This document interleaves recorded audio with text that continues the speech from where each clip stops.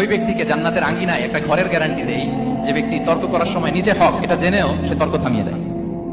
অনেক সময় হয় না, অনেকে পায়ে পাড়া দিয়ে ঝগড়া করতে আসে, এরকম আসলে নাই? আপনি চুপচাপ দেখবেন একটা বাজে কমেন্টস করতেছে, আবার কমেন্টের নিচে কমেন্ট, আবার গালি, হ্যাঁ আছে না এরকম?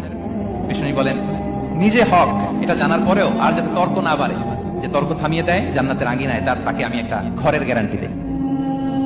ওবিবাইতিন ফি ওয়াসাতিল জান্নাতি লিমান তারাকাল কাযিবা ওয়া ইন কানা মাযিআন। আর ওই ব্যক্তিকে আমি জান্নাতের মাঝখানে একটা ঘরের গ্যারান্টি দেই যে ব্যক্তি কৌতুক করার সময়ও মিথ্যা পরিহার করে। করতেছে কৌতুক, ফান করতেছে, হি ইজ কিডিং, ফান করে, কৌতুক করে, কিন্তু কৌতুকের সময় সে মিথ্যা বলে না। এই স্বভাব যাদের, তাদেরকে আমি জান্নাতের মাঝ বরাবর একটা ঘরের গ্যারান্টি দেই।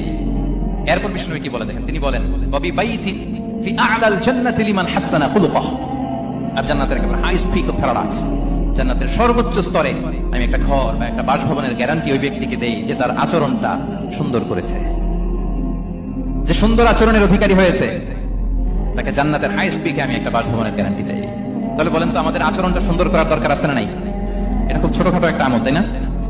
কথা বলেন দক্ষিণ কোরিয়া প্রবাসী ভাইরা, আওয়াজ করে বলেন এটা কি ছোট আমল?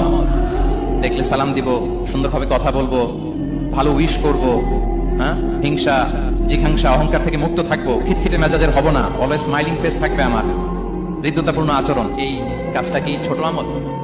আওয়াজ করে বলেন এই আমলটা কি ছোট না বড়? প্রিয় ভাইরা, বিষ্ণু ইসলাম সবার সাথে এরকম মাধুর্যতাপূর্ণ আচরণ করতেন, ছোট থেকে বড়, নারী থেকে পুরুষ, বন্ধু থেকে শত্রু, সবার সাথে সুন্দর আচরণ করতেন। এবং তার এই চমৎকার আচরণে মুগ্ধ হয়ে তার অনেক শত্রু মুহূর্তে তার বন্ধুতে পরিণত হয়েছে।